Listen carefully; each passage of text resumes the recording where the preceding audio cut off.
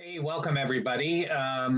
This is the first in a series of interviews and webinars that we'll be doing to help you and the Bandsintown artist community to navigate this crazy business that we're all very proud to be part of. We'll introduce our guest, Erica, in just a minute, but first there she is. First, a couple of housekeeping things.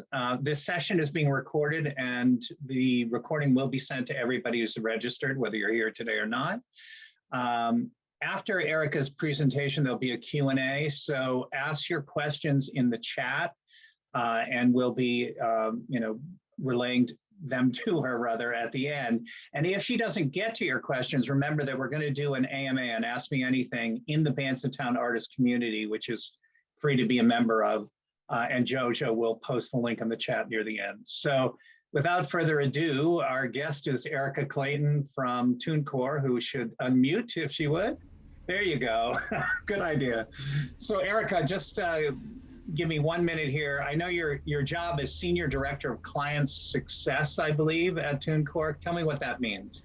Yes, my pleasure. So at TuneCore, as the Senior Director of Client Success, I oversee two departments in my organization. The first is the Global Artist Support Team, and they sit here in New York where I am, in Nashville, Tennessee, in Mexico City, in Paris, and in Moscow. A pretty big team, close to about 25 people today. They help artists, labels, managers, clients with pretty much everything when it comes to utilizing TuneCore as a product or a service, from signing up, uploading your music, sending it to stores, and maybe most importantly, getting paid at the end of the day. Very and good. Then our artist and partner relations team is a team of industry experts. They're based out of also here in New York. We have someone in Austin, someone in Atlanta, and one person in Nashville, and their role is to really help provide opportunities for high potential, high profile artists with our store partners so they can get early access, preferential access or treatment, and just get them some exposure where they really need it. And we also offer a little bit of white glove service for those really high profile releases as they come across our desks too. So that's what I do at TuneCore. And you have a great looking cat there, by the way. Yes, just showed up in the corner. I thought we might get away without having Monster on the call today, but please. He's very punctual. He's always on time. Monster is his name? Yes, this is Monster. Great. All right, and we'll get to the webinar in just 1 second, but one more thing. Rumor has it you're a musician? The rumors are true. I have been an artist for about 18 years now. I started my first ska band in the mid-2000s as a teenager, I think like everybody in New England at that time. Since then, I've had the privilege, honestly, of being able to say yes to a lot of opportunities, whether it's playing in bands, writing music with my friends, going on tour, being in the studio, helping bands manage themselves on tour, selling merch, all the good and the bad and the ugly has been a real treat to be part of the DIY scene. That's awesome. So you come at this from a lot of different angles, and I'm going to get out of the way and let you do your thing and come back near the end to help the people in the chat answer some questions. All right, all yours. Thank you, Erica. My pleasure. Okay, let me take it away. I'm going to share my screen with you. And here we go. So I am here to talk to you today about some of the missteps and the mistakes that artists make early in their careers. They could be a good idea. They could end up being a good idea at the time when you look back on them and you think about how they impacted your career in a positive or negative light. So without further ado, let's just go ahead and kick it off. You already know a little bit about me. I oversee the artist support team and artist and partner relations teams at TuneCore. I've had the privilege of being an artist and doing a whole plethora of different things across the DIY industry over the last 18 years of my life. I work for TuneCore, which is a music distribution and publishing administration service. It provides independent artists with the tools that they need to get their music heard around the world. Essentially, if you want to be on a streaming platform, TuneCore helps you get there.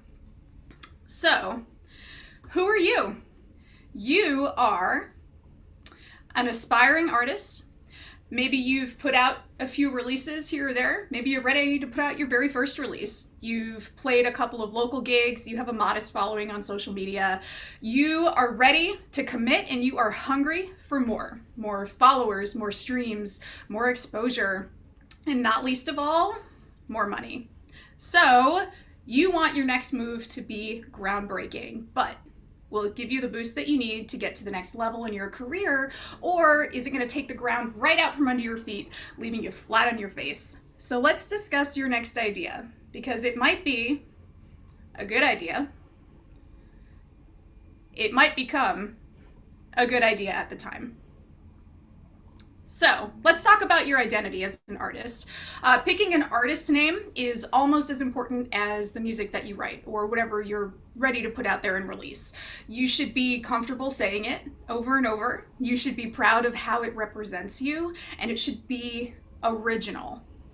But bad news, and this happens all the time, you might have made some assumptions on what to call yourself on stage, and now your release has landed on somebody else's artist page. Your fans can't find you, and even worse, it can take days, weeks sometimes, to fix what we call artist mapping issues across some platforms. And that timeline is out of the control of your distributor. It's not up to us on how quickly that gets resolved. We will talk more about timelines in a couple of minutes, but you can avoid a lot of embarrassment and stress and anxiety by giving yourself a lot of lead time to fix issues that might come up before your launch day. And you know, I used to joke in the mid-2000s that every local ska band in the Northeast was called the Black Tie Affair.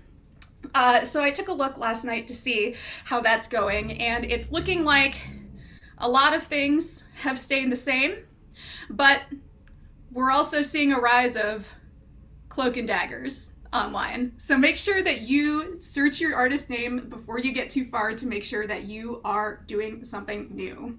But the originality aspect aside, one thing I see pretty often, way more often than we should, is someone who makes a joke out of their artist name. You might have thought you were being funny, you might have thought that it would be cute to trick people into streaming your release, but I have some bad news for you again. You've just been slapped with a trademark claim from a famous artist. We see this all the time. So artists think they're getting around the system by crediting other famous artists who aren't actual collaborators on their records, hoping that the release will come up when you search that famous artist's name. But you shouldn't do this. Do not do this. You don't want your fans to feel tricked as their first impression, first and foremost, right?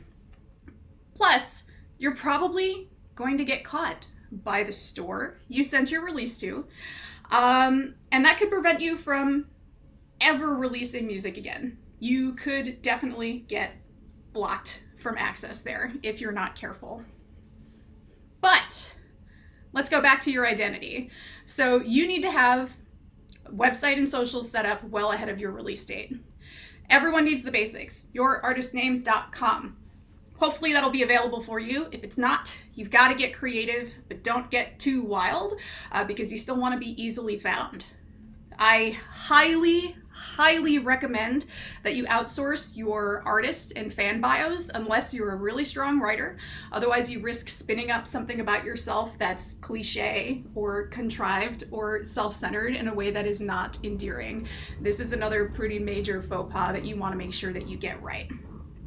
And we'll get back to followers in a second, but I cannot stress enough, one thing a lot of artists are missing on their social media pages, on their websites, everywhere. You need to have easily findable contact information on your socials. Do you want people to DM you, to book you? Say it in your bio. Do you want people to email you? Spell it out for them. Do you want people to call you?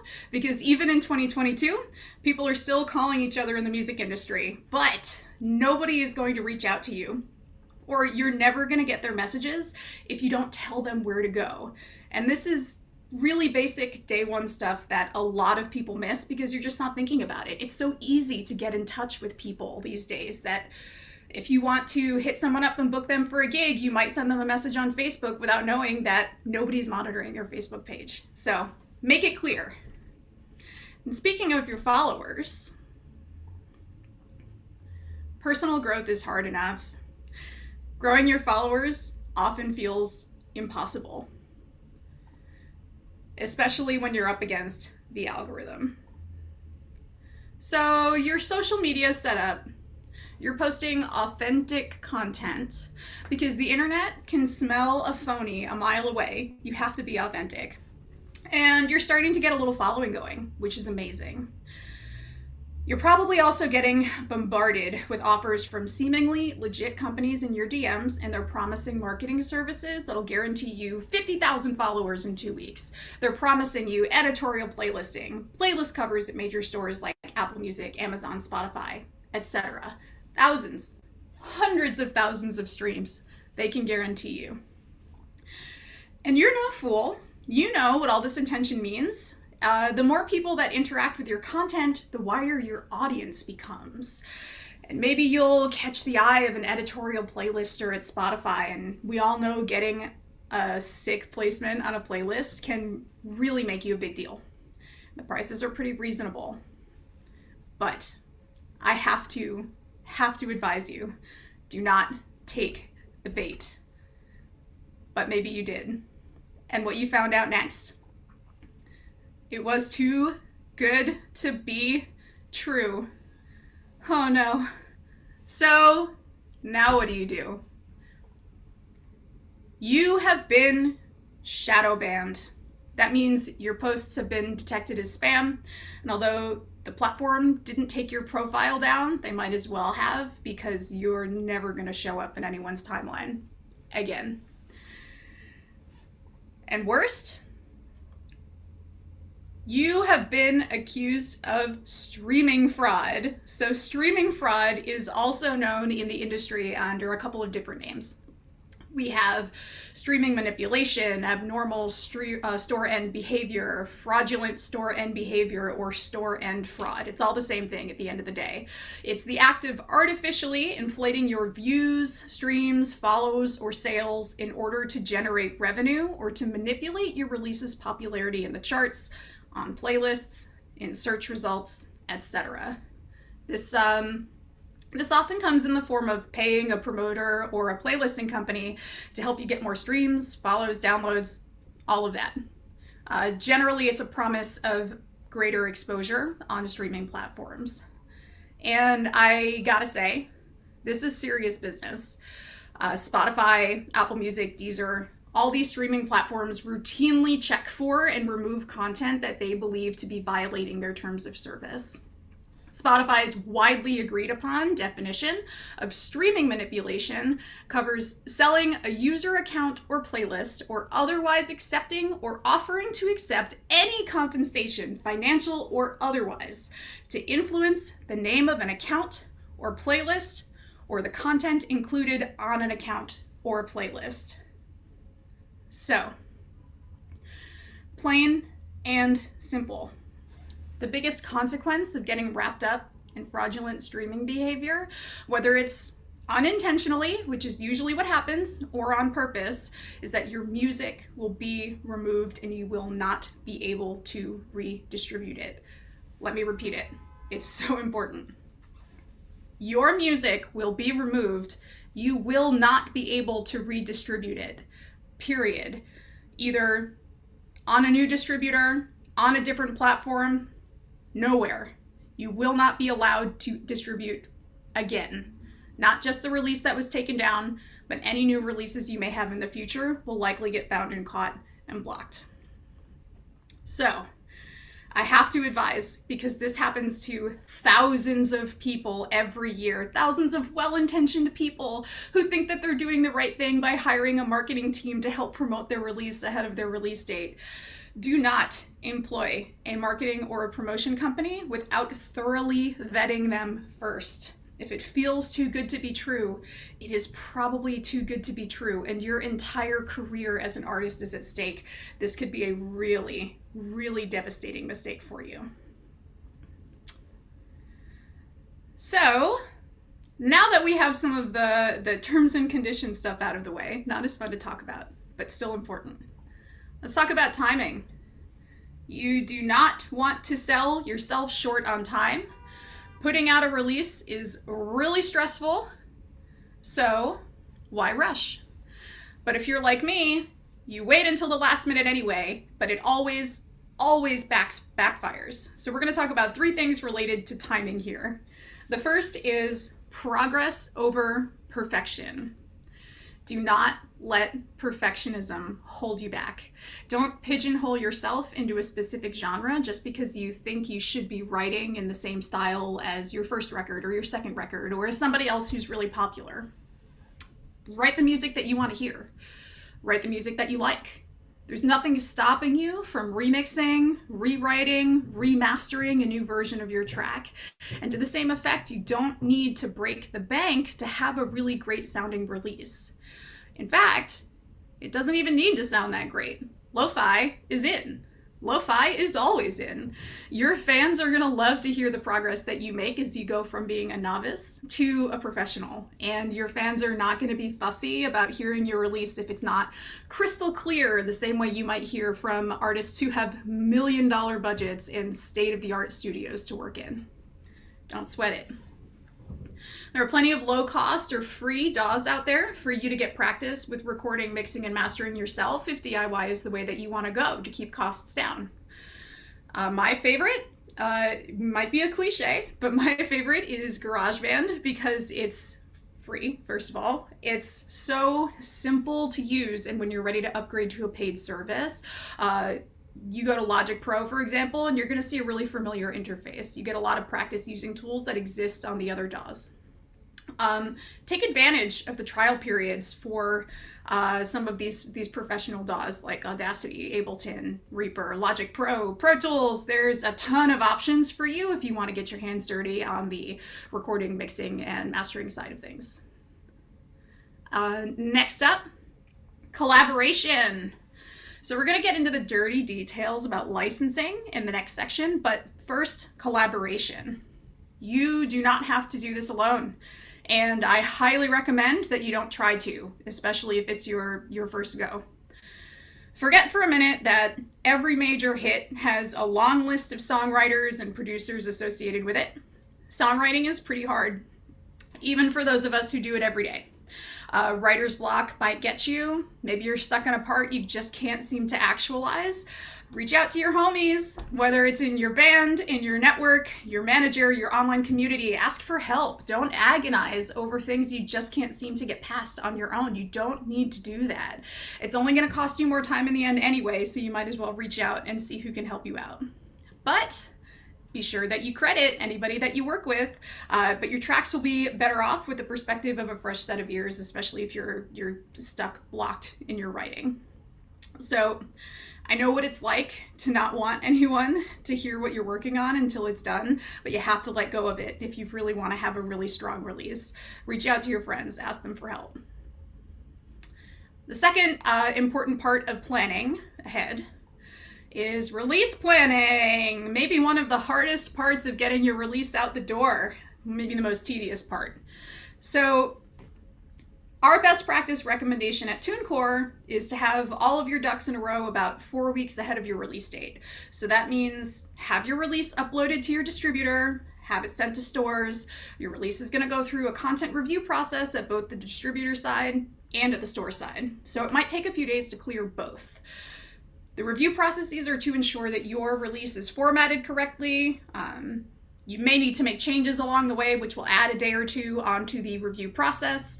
They want to make sure that there's no duplicate metadata, that your licenses are in order, there's no trademark issues. And let me just, we hear this a lot from our artists who upload their release the same day, expecting it to be live on all stores within a couple hours.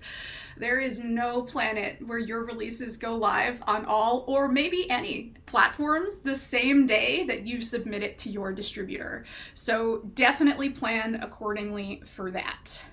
But on top of the review process, on top of that, the major DSPs recommend that you submit your tracks for playlisting with 4 weeks notice too. So in most cases, you cannot pitch a release that's already gone live or that was previously live You can generally only pitch one track per release, which is one of the reasons why a lot of artists have moved to singles instead of releasing full albums or EPs.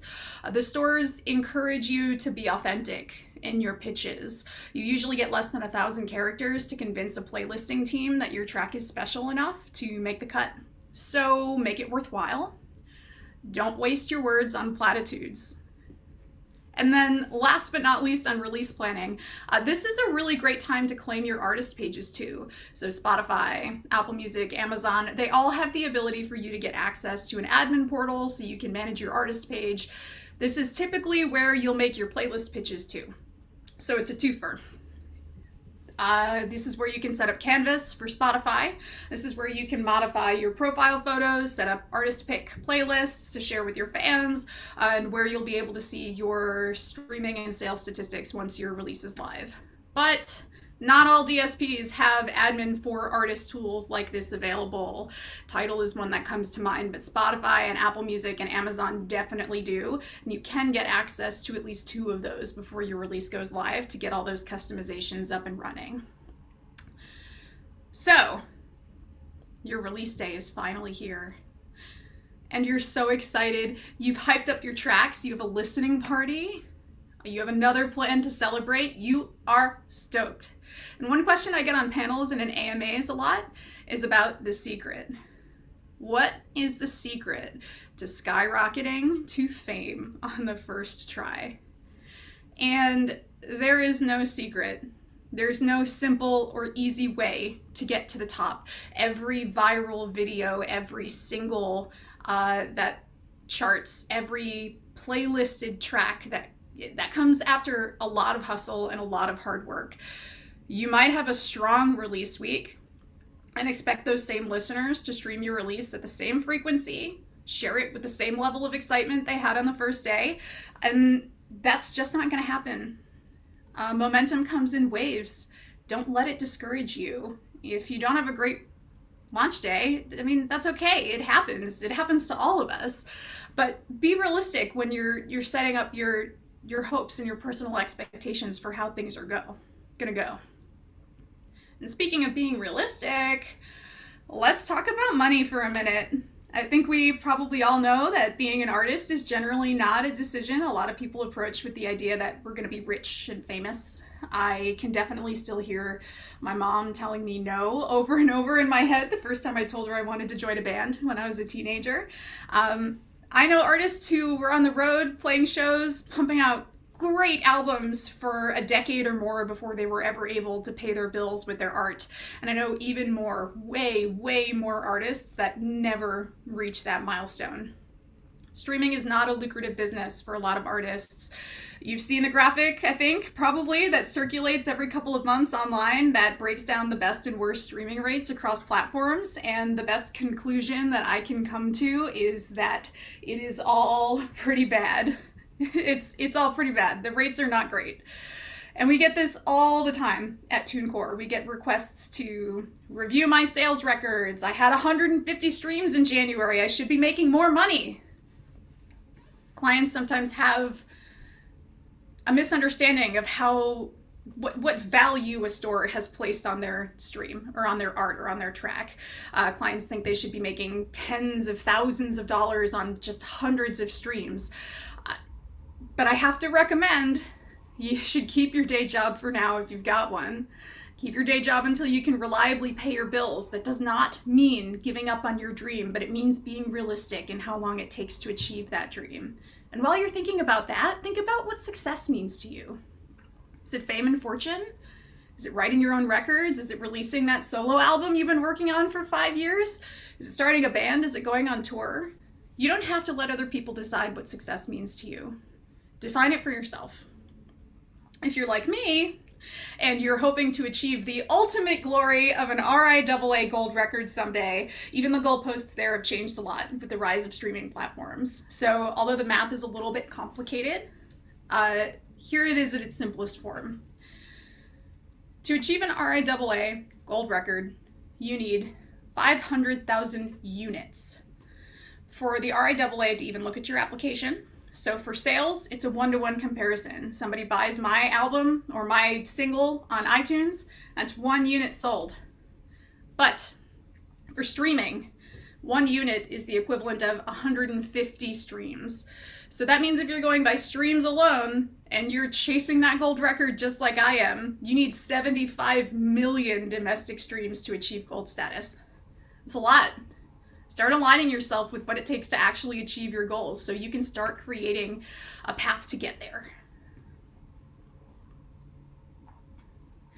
And last but not least, my favorite thing to talk about with artists is copyright. And the best part about it, you do not need to be a lawyer for this, and you do not need a lawyer to understand the basics of your rights to your releases. So, let's talk about how to copyright a song. Legally speaking, what is a song? A song consists of music or your composition, right? And lyrics. There's 2 parts to the copyright. You can copyright the melody as a musical work and the lyrics as a literary work. Copyright's pretty important for making sure you get credit for your music. Copyright laws stop people from taking credit for your work, but it's more than just about the money. There's legislation in place like the DMCA or Digital Millennium Copyright Act that helps protect you and your intellectual property. You can invoke the DMCA or similar international copyright laws if you feel that your rights are being infringed on to protect your work, or have it removed from where someone who is infringing on it has it up illegally. So, how do you copyright a song? A music copyright is created immediately after you write the song, as long as it fulfills the following criteria. First, it has to be fully original. Second, it has to be fixed in a tangible medium. What is a tangible medium? In most cases, that means you have to have a recorded version of the song, or it has to be written down, maybe as sheet music. But no matter how you do it, make sure that you date your recording or you date your sheet. And the easiest way to do this, you have a thought on a melody that you want to write and you want to make sure nobody else can take it from you, just sing it into your phone. I have whole folders of sound recordings on my phone for song ideas, melodies, leads, things like that I know I'm going to forget later if I don't. And I just yell them into my phone, and just like that, I own the copyright to that melody or to that song or to that set of lyrics. If you do want to go the legal route, you can definitely do that. It's very easy through copyright.gov. It's a form on their website. You upload your work and boom, it's copyrighted. And why would you want to do that? Because you don't have to.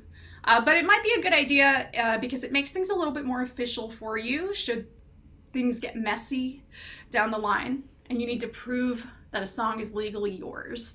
We see this pretty often in our copyright administration team, who I also used to oversee here at TuneCore, where there's like a messy band breakup. One band member leaves, he's disgruntled, he sends DMCA takedowns for all of the tracks that he feels he has a right to, and then all the music comes down while the band tries to figure it out internally. If you have proof from the Copyright Office that says that you own those tracks, you have no problem getting them back up. And one major issue that we also see all the time, this comes up typically in our content review process as well as in our DMCA or our copyright administration processes, is artists using samples or beats or covering songs that are available for sale, like download, that you don't have the rights to. If your goal is to release an album and make money off of it, you want to have an exclusive license for a beat. They're typically more expensive than non-exclusive licenses, but they give you a lot more security in that you don't have to worry about somebody else using that same beat or having the artist who created it selling it to another artist. Note that this doesn't mean that you can use the beat over and over however you want. You have to read your agreement. But you will typically have exclusive rights for at least one song if you get an exclusive rights agreement. Non-exclusive licenses typically block you from things like monetization, publishing rights, anything else that requires you to be the sole rights or publishing owner to that fingerprint. They allow creators to sell beats to multiple artists. Non-exclusive rights are pretty common. If you're buying a beat from BeatStars, for example, maybe the most popular beat provider or creator platform, you want to double check to make sure that you are getting the license that you need, because their beat creators are the ones who decide how they sell and license out their beats. Samples and cover songs will almost certainly require a mechanical license or even a master license, which are pretty easy to attain for a pretty reasonable fee in most cases. It ensures that the copyright owner is paid for their work. They cover digital audio use cases, but not visual products. So if you're going to be using a song alongside a video, so like in a commercial, you need a sync license or synchronization license, which you can typically get through a publishing administrator. And if you don't have a license and you're using someone else's work, you could get hit with a copyright claim, and that results in a couple of different things. First, your release will be taken down while the claim is processed. That's the law. That's not up to us or any other distributor. We are required by law to do that when we receive a complete DMCA claim. You might have to pay damages to the copyright holder. That goes anywhere from being a couple of cents to a couple $100s to thousands or tens of thousands of dollars, depending on how many streams or how much money you've made off of that track over time. You may even have to go to court. Your distributor is probably not going to arbitrate the conflict between you and the person who submitted the claim. They may ask you to come back with a signed letter of direction from a judge before any action is taken, which means if the person who made the claim wants a payout, a judge needs to sign it. If you want to put the music back up because you feel that you are entitled or you are the copyright owner, a judge needs to sign it, or the claim needs to be retracted by the person who processed it in the first place. And while we're on the topic of licensing and contracts, and there is an emergency vehicle coming by my home right now. 1 second. The trials of living in New York City, am I right? All right, so while we're on the topic of licensing and contracts, be careful. Be careful. Please be careful if you're approached by a label who wants to help you in exchange for the rights to your masters. It's really exciting to be approached by a professional and have them praise your work. And they want to support you through their record label, through their business.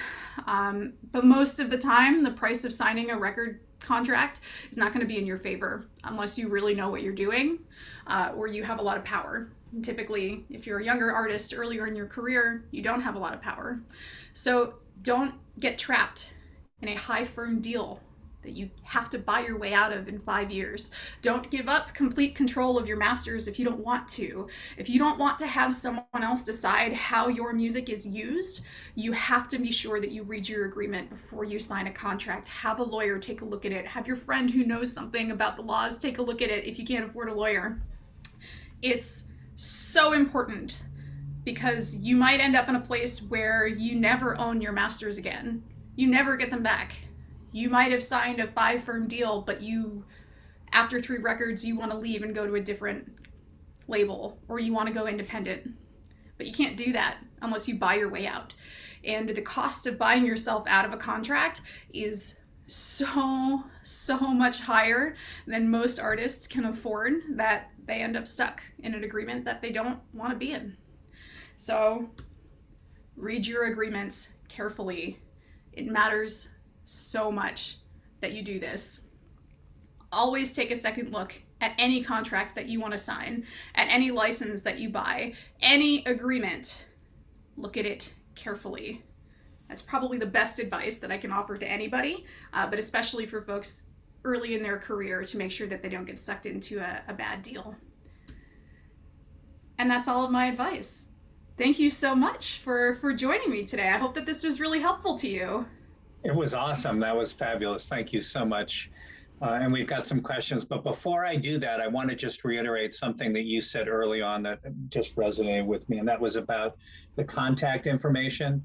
I've owned a booking agency for decades now, and we often will, fall in love with a band and just want to reach out and say, hey, stay in touch with us, or I want to throw you an opening act or something. And you would be amazed at how often we go to their site and we can't figure out how to say hello to them. All the time. Just, I mean, I want to be helpful and I don't know how to do it because she won't tell me where to find you. And I have done that thing exactly as you suggested, where we go to Facebook Messenger and I realize I messaged them and they haven't posted on Facebook, you know, in weeks or months. And let me just say, those two things are enough to have me say, no matter what, I don't want to work with you, because if you're so disorganized, I can't find you and you can't, you know, then I don't want to do it anymore. So anyway, don't want to dwell on that, but that was just awesome advice. So thank you so much. Thanks for that one. All right, so let me get some questions from the chat. Here's the first one. Now, this person I asked in the chat is a TuneCore client, so it's a kind of a specific question, but cool. So I'm not a performer. I'm just a songwriter. I have my music on iTunes, TuneCore, Reverb Nation, Spotify, etc. But to date, I have not seen any residuals of any sort. Am I doing something wrong, or is it the fact that I'm not promoting my music? Since I'm more focused on my other business. This a guest named John Landers. I would bet, John, I don't know your specific situation, but if you're not already signed up with a publishing administrator, you know, TuneCore offers that as a service. A lot of other distributors offer it too. It does take a bit of time for publishing administrators to start collecting residual revenue for you. Typically after you sign up, it might take up to 12 months. And then normally the performing rights organizations will pay out on a quarterly basis. It's possible that there has not been enough to report yet. It's possible that your publisher is still out searching for that information for you. My best advice is to make sure that you are a registered songwriter with a major PRO. For most of us, that's going to be BMI or ASCAP. If you haven't already signed up for a publishing administration service, I highly recommend taking a look. That way your administrator will go out and seek those funds for you. John is an artist. I would add to your list as something every songwriter needs to sign up for, or every artist does. And but also, you know, you bring up a good point, and I just want to give you a second to pitch yourself or pitch TuneCore. And that is that TuneCore is so much more than just a distributor. I mean, people just think, oh, I want my stuff up on Spotify, I'm going to go through TuneCore. Good reason to go to TuneCore, but you also mentioned publishing, administration, and some of the other stuff. Could you just really quickly give an overview of a couple of the other things that TuneCore does? Yes, absolutely. I think publishing administration is probably going to be the next product most people are going to want to familiarize themselves with, whether it's with us or another administrator. So when you're distributing your releases and you're getting paid for your streams on Spotify, you're getting paid for the sound recording. If you are not signed up for a publishing administrator, what you're not receiving is your payment for the composition. So there's a couple of different copyrights that you have ownership over, or that maybe you have ownership over. The first is that sound recording. If you're in a band like I am, you listen to it on Spotify, I get paid my 1/4 of a cent to stream, or whatever the rate is today. But if I'm not also signed up for a publishing administrator, I'm leaving probably close to another 1/4 of a cent of a stream on the table, because I'm not receiving it as the composer for that song. So that's one thing that TuneCore does. We also offer monetization services for you, whether that's YouTube Content ID, where your music gets used in somebody's YouTube video, YouTube slaps an ad on it, you get paid for the usage of that track, or that part of that track. You can send your releases to be used and to choose the clips on TikTok. Super important that your release is sent to TikTok today. I was not a believer for a long time, but after seeing how people have really been impacted, the way that younger fans in particular are discovering music, the way that content creators are utilizing your music in their videos, TikTok is where you gotta be. And then of course, Facebook and Instagram Reels. And the latter, you know, Facebook, Instagram, TikTok, YouTube are all free to utilize upfront. There's no upfront cost if you send your release to those platforms through TuneCore. Awesome. Great, thank you for that. An artist named Jad Alacron, I probably killed that one. I was wondering what wisdom Erica can share on how do you know when a song is ready, or do you just put it out there? Oh my gosh. This one is so difficult for me. This one is so difficult for me because I'm a perfectionist. And I talked about this, right, in this Yep. presentation. I let perfectionism hold me back. I did my last EP, which came out in January of this year, recorded the whole thing at home. And although the best part about doing it at home was that I could do as many takes as I wanted, I could go back and make changes. I could take as much time as I needed. It was also very detrimental because it took, I don't know, a year and a half to record 7 songs that came out to be 18 minutes almost worth of music. Was it worth it spending that much time? I feel proud about it, but even when I think about what I would have done differently now, there are still things that I would change.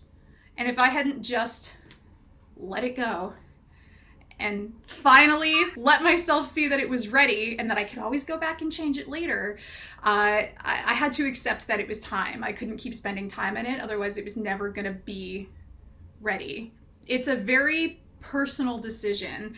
I wish that I could tell you after you've spent 14 hours on this song, it's probably done. I don't know that. Only you can decide that. But I can empathize at how difficult it is to say, okay, it's ready.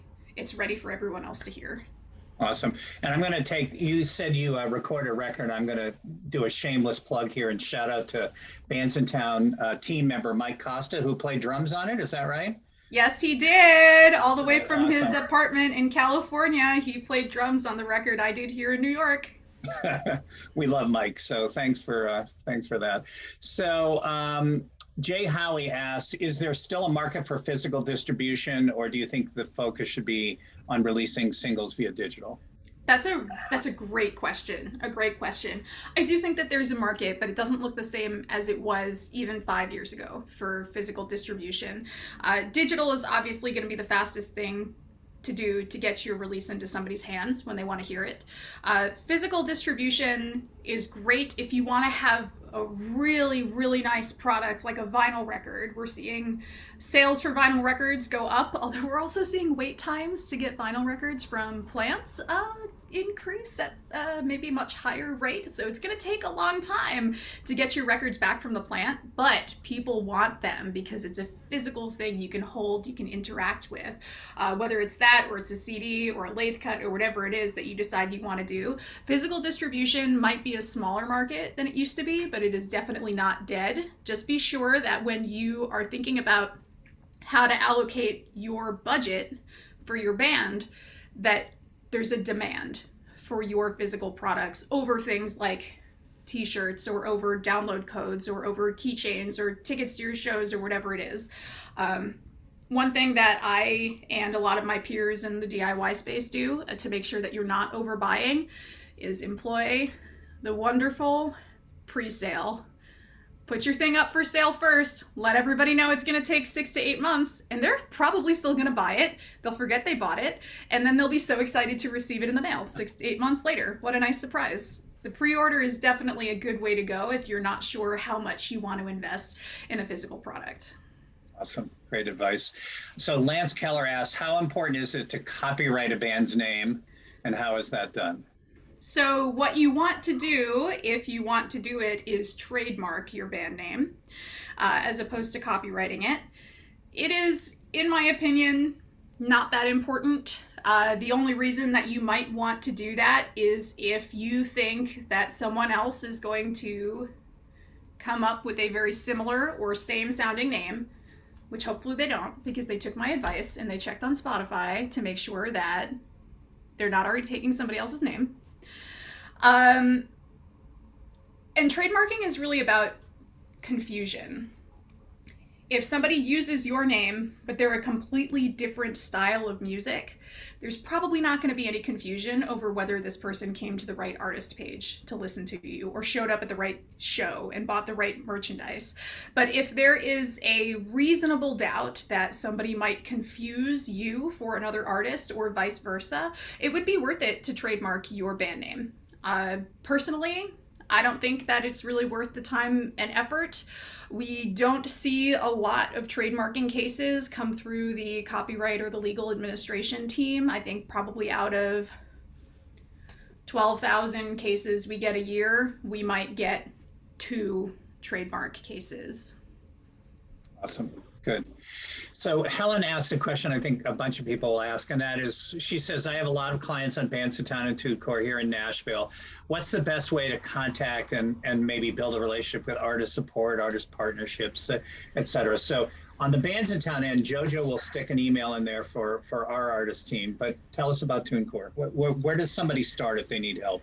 Yes, first of all, love Nashville, one of my favorite cities in America.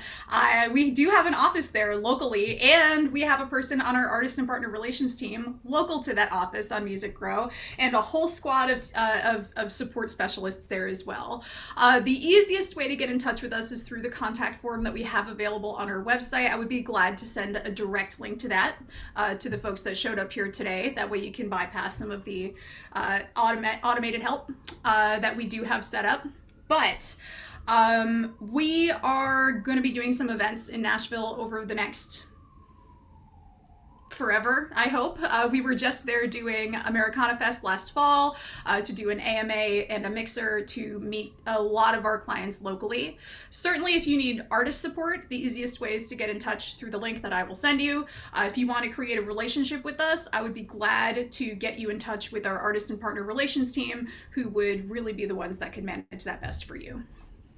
Awesome. Todos Menos Cosmos, and I apologize for my pronunciation. Hi, Erica. I recently got hacked and completely lost my Facebook and Instagram accounts. I had to share this because it's frightening just to read it. I'm starting from scratch, and after what you said about choosing well about the name of our musical products, it got me thinking. I have a pretty unique name for 10 years. No one else has it, I can tell. However, I'd like to know what you think, if you think it could work for. The name of my project is All Less Cosmos. All Less Cosmos, love that, in English. If I were better to change it, is it possible to request the name change on the artist platforms, or do you have to start from scratch? So I guess to distill that, it's basically, I'm thinking about changing my band name. What's that going to do to all my my things up on Spotify, in all the various places I have music? We can do that for you. Okay. Well, that was we could do that for you. Long question and easy answer, huh? Yeah, great news. I mean, for a long time, we don't really advertise that we do it. We're not supposed to talk about it that much. But right. Since you asked and we're here, I would be remiss if I did not answer the question honestly. We can do it for you. Send us an email. Let us know what your account information is, what releases you need updated. We'll send your artist name update to stores if that's what you want. It probably won't be that detrimental to you long term, but I wouldn't recommend changing it more than once. So hopefully, fingers crossed, you do not lose access to any more social media accounts. That is so scary and so difficult to recover from, but we can help you in the meantime with the name change. And just like with the release, et cetera, you shouldn't expect it to happen overnight. So, right. Don't do it the day before you're releasing your new music or something, right? Right. Yeah, it can take anywhere from 48 hours to 2 or 3 weeks, depending on the platforms. The majors are pretty quick, so Spotify, Apple Music, Amazon, et cetera. All the household names are going to get that metadata update within a couple of days, maybe a week. Some of the lesser known platforms might take a little bit longer because their processes may be a little bit more manual. So, I mean, honestly, even YouTube might take a little bit longer than a week or two, but the updates will process. Super. All right, I think we're gonna end this here, but with the caveat that we do this Ask Me Anything in the Bandsintown community space. And Erica's going to be checking in there for the next few days just to answer any questions that we didn't get to or other questions that you want to ask. So please know that. So the Bandsintown artist community, and JoJo has put the link in there, will again, there it is. It's free to join, and we encourage you to be a part of that. Again, everybody will get a copy of this recording. So that means that the great PowerPoint that Erica did will be available to you in that recording. So that's something to look forward to. And please know that we've got more interviews like this coming up. But thank you, Erica. This was great. Not only was there a lot of advice, but I think it's so important that people understand that, making mistakes is just part of growing as a person, growing as an artist. And thank you for being willing to help. It is truly my pleasure. I'm so happy to have been a guest here today and to kick off this great series with Bandsintown. And yes, do not worry about some of these mistakes. You can recover from them, except for maybe streaming fraud. Be very careful about that one. That's right. Well done. All right. Well, thank you so much, Erica. And thanks everybody for coming, and have a great day. Take care. Bye-bye.